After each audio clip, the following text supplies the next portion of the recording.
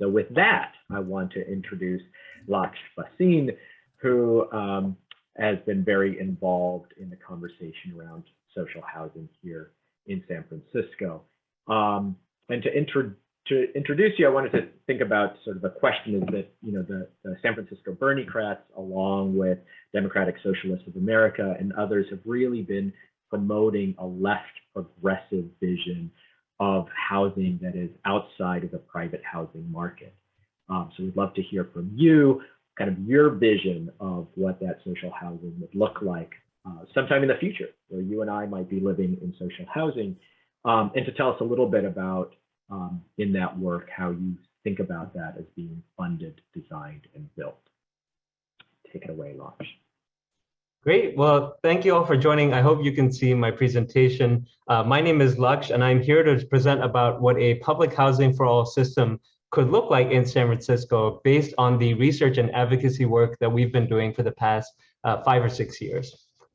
I want to first just start by mentioning how public housing abroad is a clear example of how governments can scale up a program to meet the needs of their residents. If you look at, for example, Vienna, Austria, 500,000 residents live in municipal social housing, which is publicly owned and operated, and that is a full quarter of the city's citizens in over 1,800 buildings. Another example is Singapore, a country that I actually briefly lived in, which has an ownership form of public housing, and that creates that at a rate of about 10 to 20,000 units per year. Meanwhile, in San Francisco today, just short of 10% of housing, about 30,000 units, is decommodified in some form, and that means kept off of the private for-profit speculative market. But less than 0.3% of housing is publicly owned and publicly operated. That's 1,000 units and fewer every single year. After years of federal budget cuts driven by racism and classism, SF's almost 8,000 units of public housing have been repeatedly privatized and turned over to either for-profit or nonprofit operators. And that dismantling of public sector infrastructure has almost rendered impossible the task of meaningfully guaranteeing housing as a human right.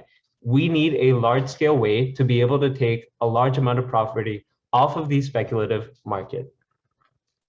This leads us to the next logical question, which is, what if we bring back public housing? What should it look like?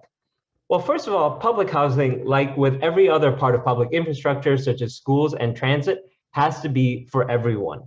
It should be focused on providing a right to housing, not a return on investment as the market currently does.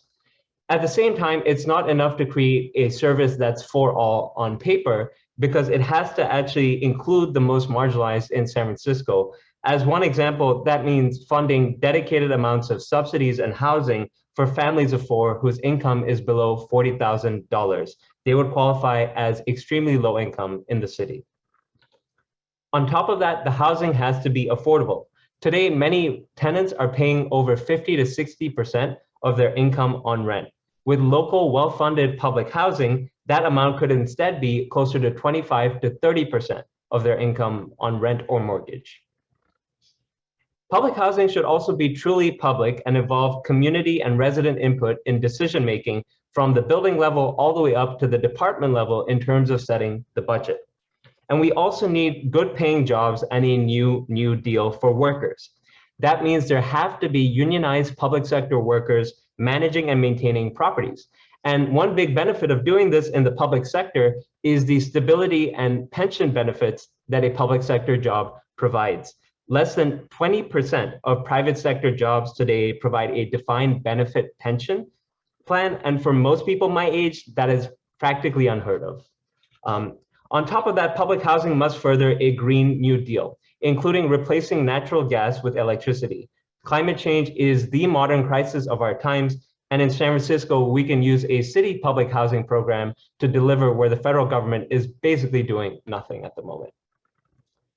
And finally, public housing should be well-resourced with nearby childcare centers or on-site childcare centers and frequent public transit, and also not segregated away from the rich neighborhoods of San Francisco. We need to create integrated housing for all.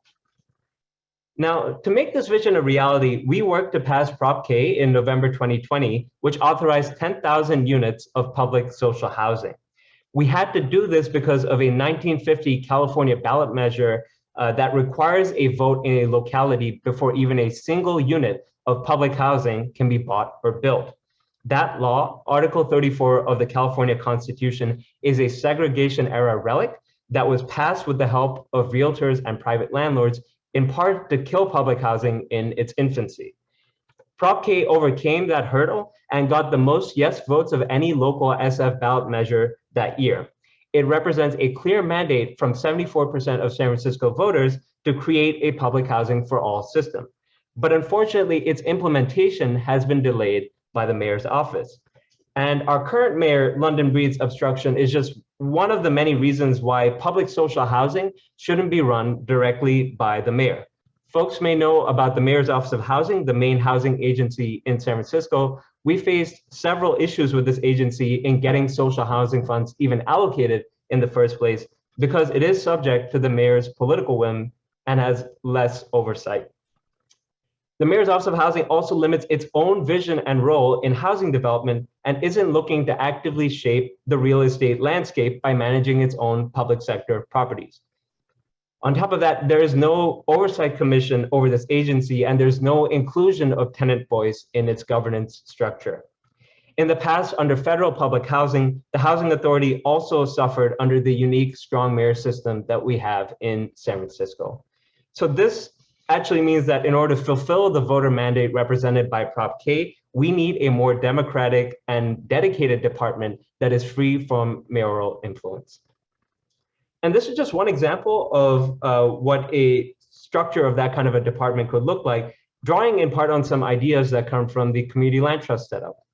First of all, there should be a meaningful role for residents to play, directly chosen by residents without elected officials' interference. They can help set the budget and direction of the city's public housing based on their own actual lived experiences. There should also be a role for other financing or legal experts, public at-large representatives, and even public sector workers themselves. And these kinds of experts can be jointly appointed by the Board of Supervisors and Mayor. And these three branches can play a sort of co-equal role in overseeing a commission, which would serve as a public forum for the agency, choose the director as well, and also oversee funding and contracts. Fortunately, we have the money to get something like this started. Initial funds can come from Proposition I, and once they're residents, they'll pay rent or mortgage into the program's fund and operating budget. There's also a role here for a revolving loan fund, where loans are made out from the fund and the interest and principal payments are used to replenish the fund so that it can make out even more loans. I hope this presentation gave you all a sense of what the future of public housing for all can look like in San Francisco. I've included a link to our website that goes into a lot more of the details, and also a QR code that you can use to send a letter to the mayor and her budget staff. It takes just a few minutes to use the QR code and send an email, and that would basically be about funding all of these social housing recommendations put forward this year, including studies to set up a new department for public housing for all. Thank you, and I look forward to answering questions later.